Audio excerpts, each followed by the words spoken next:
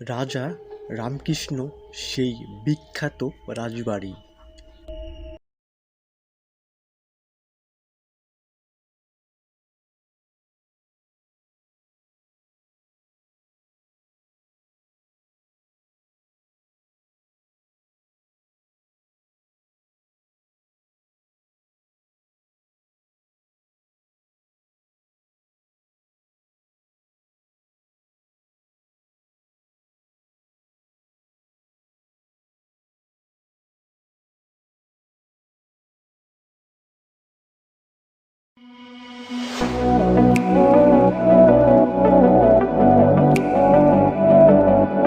So hey guys, assalamu alaikum, myself Mirza Yusuf, welcome my new blog video. আজকে আমরা যাচ্ছি হলো সিরাজগঞ্জ তারাশ জমিদার বাড়ি। প্রায় এক বছর পর আমি ভাবি যে আমি জমিদার বাড়ি যাব। আজকে এই দিনটা আসলো, আমরা এখন যাচ্ছি। আমরা সিরাজগঞ্জ জেলা থেকে তোমার হচ্ছে ধানগড়া আসছি সেন্দিতে, আর এখান থেকে আমরা যাবো ভুয়াগাতি। তো এটা হচ্ছে গাইস ব্লগ নাম্বার 36। অনেকগুলো ভিডিও করলাম গাইস, এবারও করতেছি। প্লিজ তোমরা সাবস্ক্রাইব করো। আমরা এখন যাব।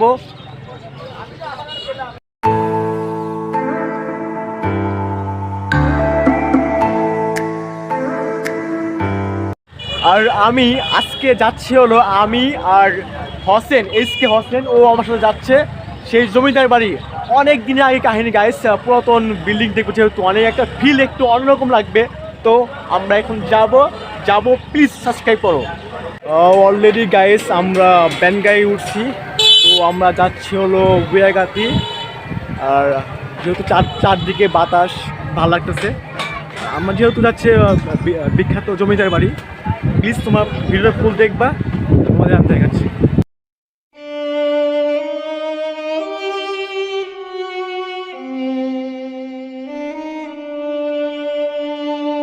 আমরা ব্যাঙ্গালোর চড়ে আসলাম ভুয়াগাতি, আর ভুয়াগাতি উঠলাম হলো বাসে।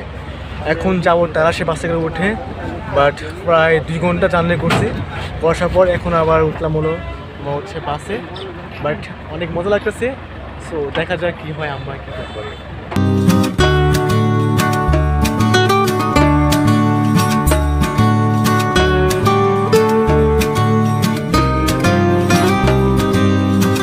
এখন আছে হচ্ছে নিমগাছি বাজার।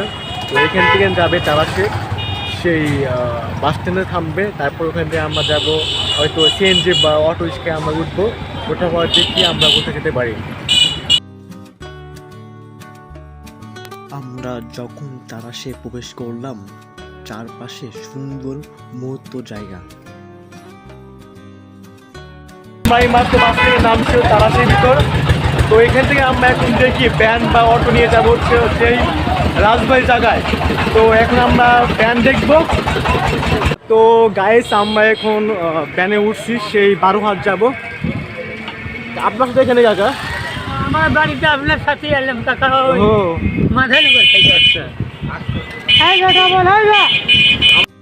আমি কাকাকে বললাম, কাকা আপনি কি কখনো রাজবাড়ি গেছেন?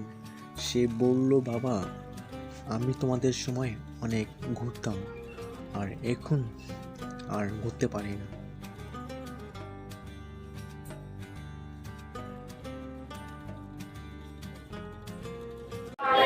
তো গাইস আমরা এইমাত্র এখানে নামছি, বাট এখান থেকে আমরা যাবো অটো রিক্সায় সেই 12 হাস। আর যাইতে আমাদের লাগবে একজনের প্রতিজনে ভালো লাগবে 30 টাকা করে। দুজন আমরা যেহেতু 60 টাকা যাবে। সো আমরা এখন দেখতেছি, আমরা এখন অটো CNGতে আমরা যাচ্ছি হচ্ছে 12 হাস। আর যেহেতু রাজবাড়ি যাইতেছি, বাট অনেক কিছু এরকম আসছে যদি আমরা জানি না। আজকে আমরা অনেক কিছু করে দেখাবো, তোমরা সবাই দেখবা।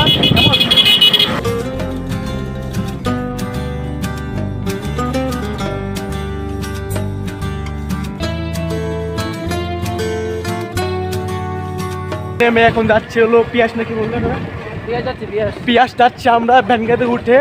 ওখান থেকে আবার গাড়ি উঠতে হবে। তো আজকে অনেক পরিশ্রম উঠেছে আমাদের, বাট জার্নির উপরে আছি।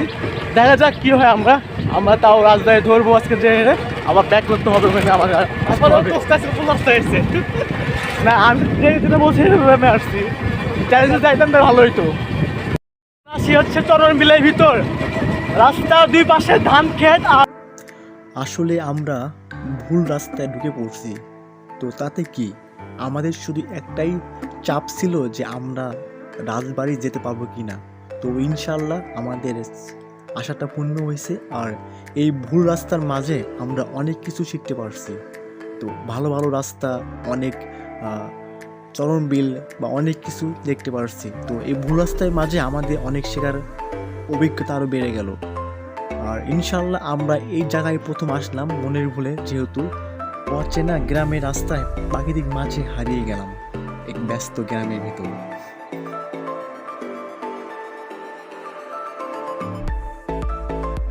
আমরা সেই অচেনা জায়গায়, যেখানে কেউ মানুষজন নাই, শুধু চারদিকে ক্ষেত খোলা আর পুকুর, সেখানে আমরা আছি। তো তোমরা যদি কেউ আসো, তো তোমরা এখান দিয়ে আসবা, আর এখান দিয়ে আসলে অনেক কিছু দেখতে পাবা। আর এই এলাকা খুবই সুন্দর, অনেক ভালো কিছু জায়গা এখানে আছে চারপাশে দিয়ে আমরা দেখতেছি। তো পারলে তোমরা এখানে আসবা। তো সবাই ফুল ভিডিও দেখবা, কিন্তু ভিডিও একটু বড় হতে পারে, কেউ টেনে দেখবে না।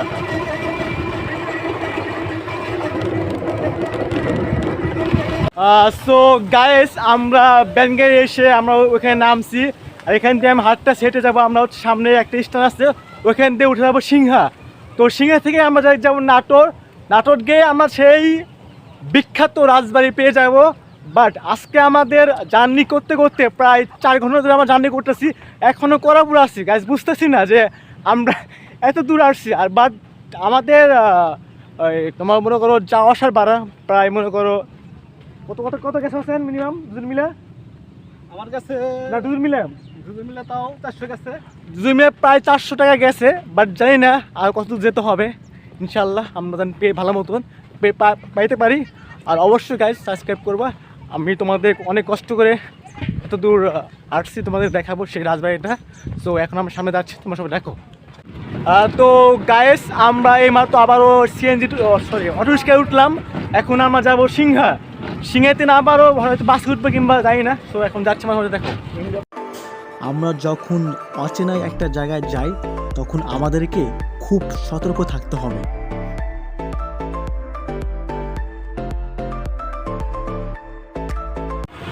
তো গাইস, আমরা অনেক এলাকার ভিতরে ঘুরে এসে এখন আমরা আছি সিংহা বাস স্ট্যান্ড। তো এখান থেকে উঠে আমার বাসে উঠছি, আর এখান থেকে আমরা যাবো নাটোর। তো নাটোর যাওয়ার পর জানি না কী করবো আমরা, ওখানে নামবো। বাট গাইস প্লিজ একটু সাবস্ক্রাইব করে দিও, অনেক কষ্ট হচ্ছে গাইস আজকে ভিডিও করতে। বাট আমাদের অলরেডি প্রায় 500 টাকার মতো চলে গেছে, এখন জানি না কী হবে। বাস থেকে নেমে এখন উঠছি হচ্ছে রিস্কায়। তো আমরা এবার যাচ্ছি পুরোপুরি রাজবাড়ির দিকে। তো ইনশাল্লাহ আমরা তোমাদের দেখাতে পারবো সেই রাজবাড়ি, অ্যান্ড আমিও দেখতে পাবো। তো প্লিজ সবাই থাকো আমার সাথে।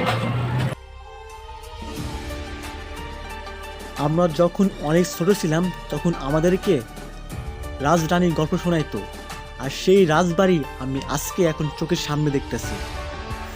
ভাবা যায় কি আমাদের সেই ছোটবেলার সেই গল্পটা?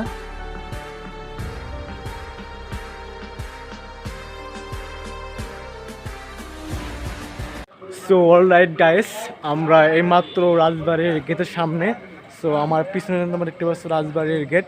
বাট এখানে যখন নামবা, এখান থেকে তোমার 10 টাকা দিয়ে 2টা টিকিট কাটতে হবে। আমি টিকিটটা নিয়েছি, আর সেই রাজবাড়ির গেট। তো একটা অসম একটা জায়গা, তোমাদের আমি সব ফুল দেখাচ্ছি গাইস। রাজবাড়ি ঢোকার আগে তোমরা এই জিনিসটা দেখতে পাবা, এখানে সব লেখা আছে 1710 খ্রিস্টাব্দে এখানে সব দেওয়া আছে। এটা আমি পরে তোমাদের সব জানিয়ে দেবো।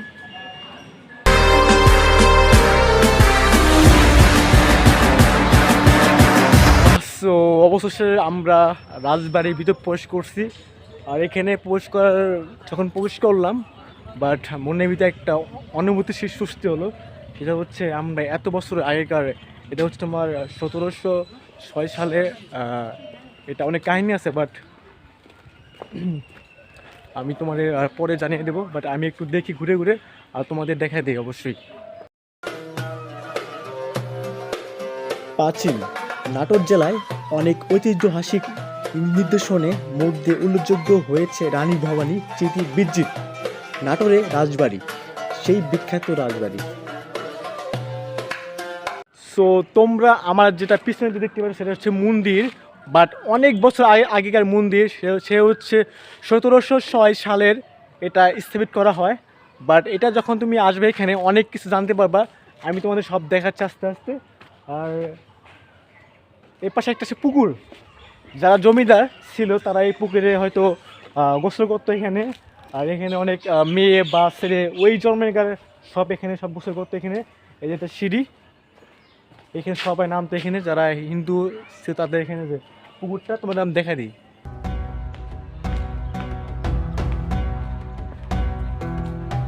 গাইস এই পুকুরটা, ও মাই গড, এই পুকুরটা অনেক বড়।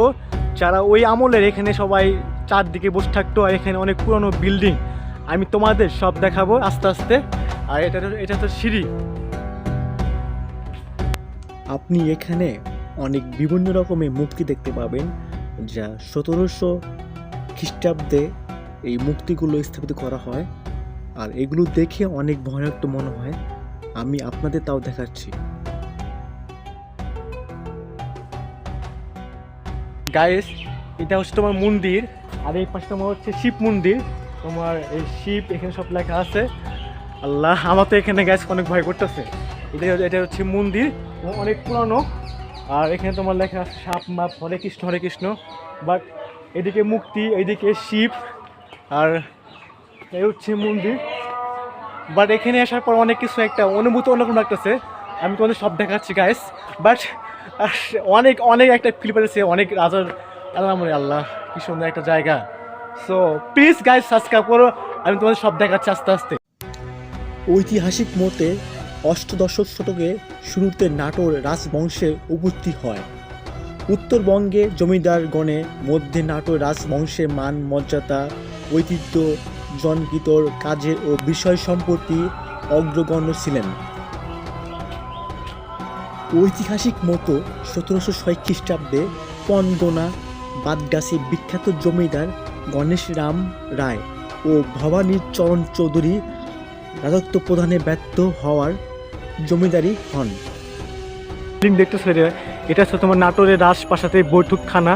বাট মহারাজ অমান্ত বগ্র সভা হতে 27 বছরের বিভিন্ন সময়ে বৈঠকখানাতে মিলিয়ে হতো এখানে এসে, যে জায়গা অনেক বিলি অনেক বড় বড় এখানে। আর এটা হচ্ছে ঘোড়া।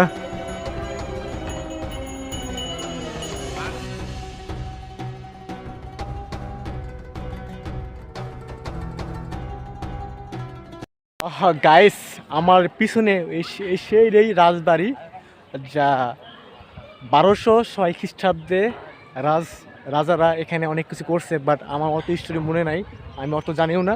আমি যা পড়ছি তাই তোমাদের বলতেছি, সে রাজবাড়ি। আর এখানে তোমার অনেক কিছু করা আছে, অনেক পুরনো পুরনো জিনিস আছে। বাট আমি তোমার সব দেখাবো। আমি দেখি এখন রাজবাড়ি প্রবেশ করা কি যায় না, আমি তোমাদের দেখাবো আমি গাইস। আর অনেক ভালো লাগতেছে আশা করি। আমি এখন গাইস রাজবাড়ির ভিতরে বারান্দায় আছি। বাট এখানে রাজারা কত বছর আগে গাইস কত কি করছে, আর আমরা এই সময় এসে আমি সব দেখতেছি। এখানে ইতিহাস পড়লে অনেক কিছু জানা যায় গাইস। একটা অসম একটা জায়গা, আর ঠান্ডা ফিল। তো তোমরা যদি এখানে কেউ আসো, তোমার প্লিজ আসবে এখানে, আমি তোমার দেখে দিচ্ছি। দেওয়ান রঘুনন্দন উত্তর পনগোনা নিজ ভাটা রামের জীবনের নামে বঙ্গল দেওয়ার এইভাবেই নাটোর রাজবংশের পতন হয়।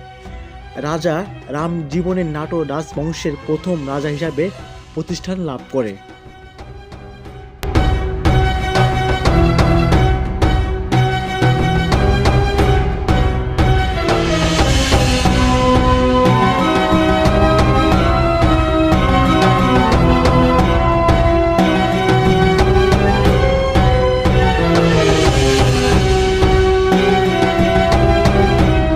গাইস আমি এখন রাজপ্রাসাদের উপরে ছাদে উপরে উঠছি। আর এখানে গাইস ওঠার পর মনে হচ্ছে আমি একটা গাইস একটা ওই দেশে চলে গেছি রাজ্যে। বাট চারদিকে শুধু মুক্তি আর মুক্তি আর বড় বড় ইট পাথর, এর সব তোমার আমি দেখাচ্ছি।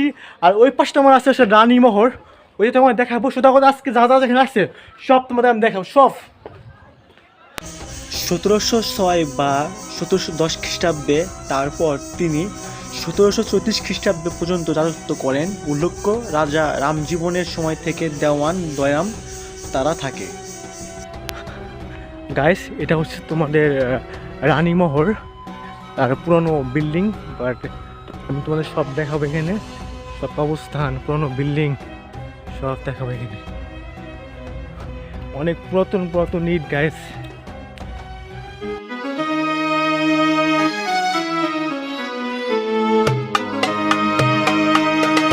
আমি এখন রানীমহলের পাশায়, বাট এখানে সব বিল্ডিং গাইস পুরাতন আর সব নষ্ট হয়ে গেছে, যেহেতু এই অবস্থায় তারা রেখে দিচ্ছে। বাট অনেক বছর আগেকার কাহিনী তো গাইস। আমি এখানে দাঁড়ায় হয়েছি, তাই এটা এটা কি কি রুম ছিল, এটা অনেক ছোটো ছোটো খাটো রুম। আমি তোমাদের সব দেখাচ্ছি আস্তে আস্তে, একটা ভালো করতে হবে।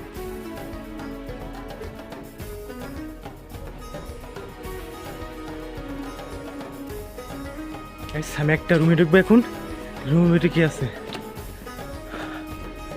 জানি না গাইস, এটা কি ছিল, অনেক ছোট ছোট রুম। আর আমি আরো রুমে দেখবো কি কি আছে এর ভিতর, তো আমি সব রুমে দেখাবো আস্তে আস্তে। অবশ্যই ম্যান, হয়তো এগুলো সব গাইস ছোট ছোট রুম ছিল ওই আমলে গাইস, পাশার সব তো কমপ্লিট গাইস। আমি আর এখান দিয়ে বাড়াবো আস্তে আস্তে।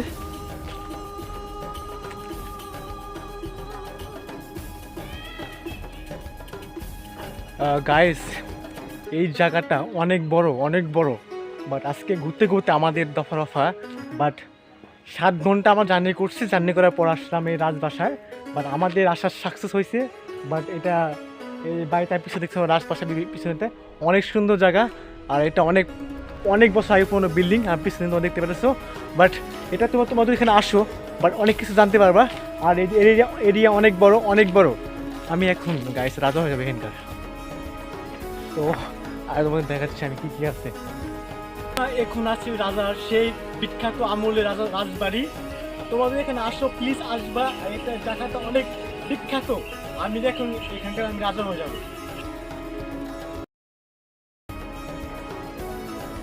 1930 খ্রিস্টাব্দে রানী ভবানীর সাথে রামকৃষ্ণের বিবাহিত হন।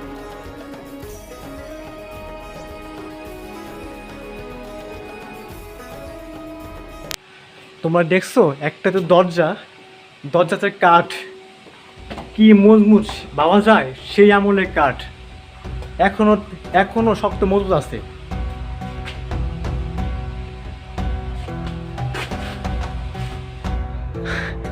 এখানে শুধু তোমার দরজার পর দরজা, বাট ওই আমলে আমরা তোমার ইতিহাসের বই পড়ছি এখানকার সব কাহিনী, কিন্তু আমরা এখন তোমাদের সব দেখাচ্ছি। বাট আমরা শুধু বইয়ে স্টোরি পড়ছি, বাট জীবনে কখনো দেখিনি, আমরা তোমাদের সব দেখাচ্ছি।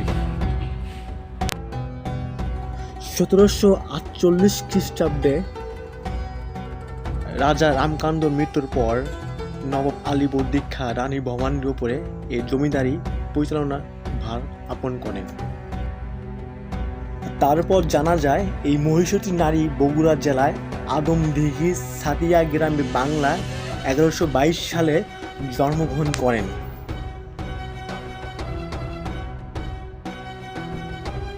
তোমরা আমার পিছে যে বিল্ডিং দেখতেছো, এই বিল্ডিং এর গায়ে তোমার মুক্তি দেওয়া আছে, মনে করো বাঘ কিংবা সিং মানুষের মুক্তি দেওয়া আছে। আমি তোমাদের দেখাচ্ছি, দেখছো গাইস, আমি আছি তোমার পুকুরের পিছনে, সামনে আমার পিছনে পুকুর, এই যে পুকুর, আর আমি আছি রাজবাড়ির পিছনে, আর পিছনে তোমার এখানে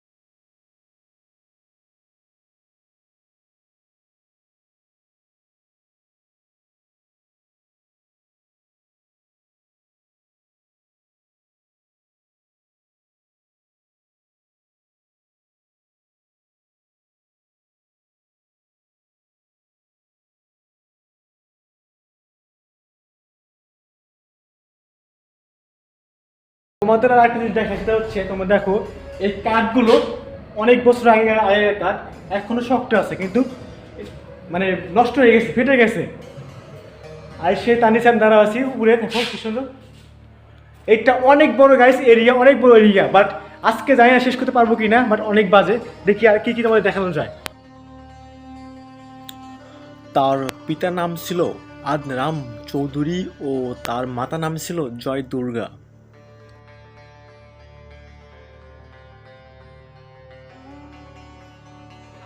গাইস তোমরা সামনে যে বাড়ি দেখতেছো সেটা ছিল তোমার হচ্ছে কাছারি বাড়ি, বাট এটা অনেক পুরনো বিল্ডিং, সব কিছু নষ্ট হয়ে গেছে। আমি তা তোমাদের দেখাচ্ছি। কত মোটা মোটা দেখছো শিক, পুরাতন বিল্ডিং, মানে কেউ থাকে না বিল্ডিং এর ভিতর। ও মাই গড, একদম একদম কাছারি বাড়ি কেউ দেখছো। আমি আর এর ভিতরে ঢুকবো। রানী ভবানী রাজ্যকালে নাটোরের জমিদার বাড়ি ব্যাপক বিস্তার লাভ করে।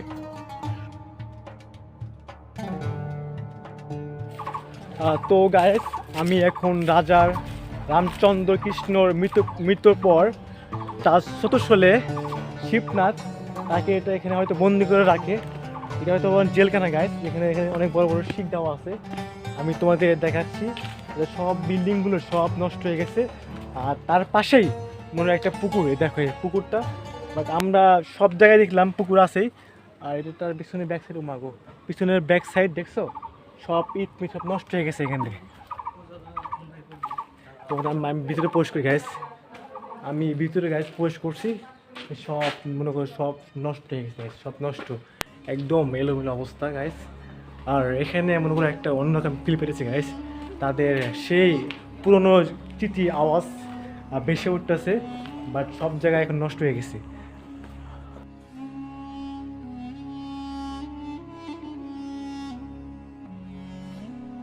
তোমাদের আমি আরেকটা জিনিস দেখা, সেটা হচ্ছে এই দেখো শিখ, এটা হয়তো গাইস জেলখানা ছিল, যারা হয়তো দুর্নীতি বা অন্য কাজ করতো, এটা জেলখানা।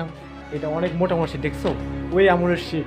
আর এখনকার শিখ সব 2 নাম্বার, কি সুন্দর জায়গা, আর সব বিল্ডিংটা মানে ভেঙে পড়বে এই অবস্থা। আমি তোমার সমাজে সব ঘুরে দেখাচ্ছি, বাট কেউ কিন্তু ভিডিও সব ফুল দেখবা, কেউ টেনে দেখবে না।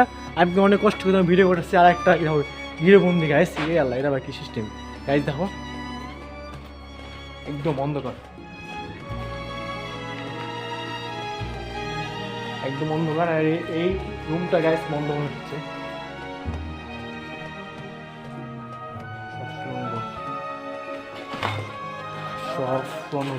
আমরা সেই রামচন্দ্র কৃষ্ণর সেই বাড়িতে, জেলখানার ভিতরে আমরা, বাট সব গাইস শুরু হয়ে গেছে এখানে।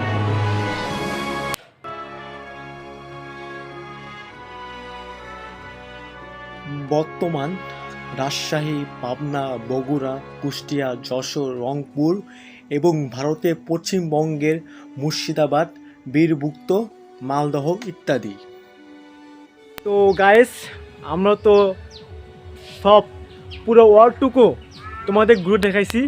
আর এই হচ্ছে আমাদের গোপাল ভাঁড়ের মতো দেখা যাচ্ছে, এটা 100 কিছু না 80 গোপাল ভাঁড়। আর বাট আমার সব থেকে ভালো লাগছে তোমার হচ্ছে, যেহেতু তারা হিন্দু ছিল আর তাদের সব কাজ এখানে করতো। তোমার এই যে মন্দির দেখছো, মন্দির এর একটা বড় মন্দির, আর এখানে তোমার সব এখানে দেওয়া আছে। আর মুক্তি, ওই শিব, তোমার সাপ দেখছো। আর এখানে তারা তারা তখনকার আমলে রাজারা তখন এই পুকুরে তারা গোসল করতো, ওই সিঁড়ির পাশে।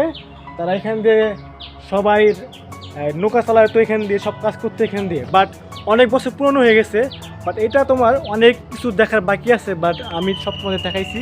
আর এই গাছে দেখছো তোমাদের পুতুল, ছোটো ছোটো পুতুল গাছে দিয়ে তুলছে। তারা জাদু করে কী করতো সঠিক বলতে পারলাম না গাইস। আর এখানে থাকা খুব রিস্ক, যেহেতু অনেক বছরের কাহিনী আগে, বাট এখানে কী কী আছে সঠিক বলতে পারবো না। আর এখানে মানে আসা একটা কী একটা গন্ধ পাইছে গাইস, মনে হচ্ছে একটা ওই এমন একটা কাহিনী। সো আমরা সেই সিঁড়িতে বসে আছি, তারা এই সিঁড়িতে বসে থাকতো এখানে। সো অনেক একটা মজা হচ্ছে গাইস। সো সো গাইস কী বলবো, এত দূর থেকে আসছে আমরা এখানে। তো অলরাইট গাইস, আমাদের পুরা রাজবাড়ি ভিডিও করা শেষ।